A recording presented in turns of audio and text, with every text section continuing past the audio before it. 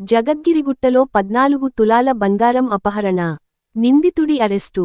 బయటకు వెళ్తూ ఇంటి తాళం చెవిని దాచిన చోటే దొంగకు దొరకడంతో పని సులువైందనుకున్నాడో దొంగ. అదను చూసి ఇంట్లోకి ప్రవేశించి 14 తులాల బంగారు ఆభరణాలను దోచి ఉడాయించాడు.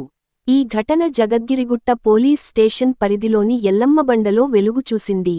జగద్గిరిగుట్ట డిటెక్టివ్ ఇన్స్పెక్టర్ నరేందర్ రెడ్డి తెలిపిన వివరాల ప్రకారం ఎల్లమ్మబండ దత్తాత్రేయ కాలనీకి చెందిన రేకపల్లి లక్ష్మి ఈ నెల 23న సాయంత్రం 4 గంటల సమయంలో ఇంటికి తాళం వేశారు. ఆ తాళం చెవిని తలుపు పక్కనే ఉన్న డ్రమ్ కింద దాచి బయటకు వెళ్లారు. అయితే ఆమె తాళం దాస్తున్న విషయాన్ని అదే కాలనీకి చెందిన పత్రో శంకర్ గమనించాడు. ఆమె వెళ్లగానే నిందితుడు డ్రమ్ కింద ఉన్న తాళంతో తలుపులు తీసి లోపలికి ప్రవేశించాడు.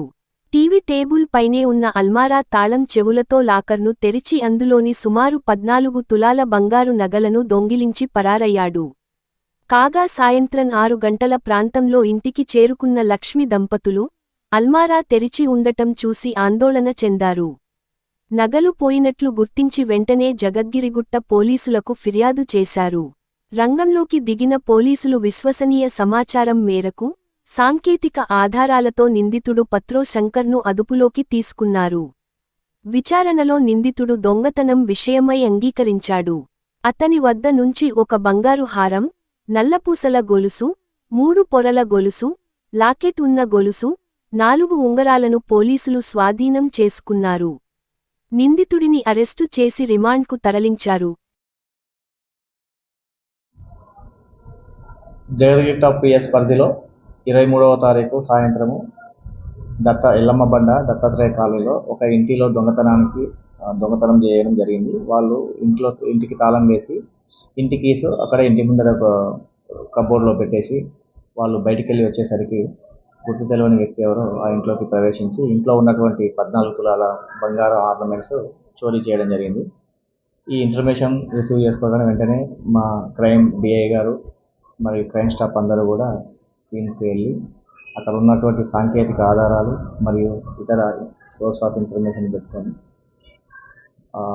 నేరస్తుని గురించి వెతకడం జరిగింది. అటు నేరస్తుడు పత్రో శంకర్ ఎల్లమ్మబండకు చెందినటువంటి గుర్తించి అతన్ని ఈరోజు అదుపులోకి తీసుకొని అతనిని విచారించగా అతి నేరాన్ని అంగీకరించడం జరిగింది. అతి నేరంలో అతను చోరీ చేసినటువంటి 14 తులాల బంగారు ఆర్నమెంట్స్ను ఇంటాక్ట్గా రికవరీ చేసి అతనిని ఈరోజు రిమాండ్కి పంపించడం జరిగింది.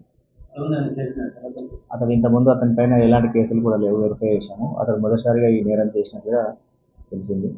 అదేవిధంగా ప్రజలందరికీ మా జగద్గిరిగుట్ట పోలీసు వారి సూచన ఏమనగా ఎవరైనా సరే తాళాలు వేసి బయటికి వెళ్ళే క్రమంలో ఆ కీస్ను ఇంటి ముందటనో లేకపోతే పక్కకు అందరికీ తెలిసిన ప్లేస్లో పెట్టుకోవడం జరుగుతుంది. అది తెలిసిన వారైనా సరే చుట్టుపక్కల వారు ఎవరైనా సరే వాటిని తీసి దొంగతనం చేసే అవకాశం ఉంది. కాబట్టి కొద్దిగా ఇంటికి తాళం వేసి కీస్ను పెట్టేటప్పుడు కొద్దిగా జాగ్రత్త వహించవలసిందిగా మా తరఫున విజ్ఞప్తి చేస్తున్నాము. మా గౌరవ సిపి గారి ఆదేశానుసారము ఈరోజు అతన్ని రిమాండ్కి పంపించి మంచి వర్క్ చేసినటువంటి మా క్రైమ్ స్టాఫ్ను కూడా రివార్డు ఇవ్వడం జరిగింది.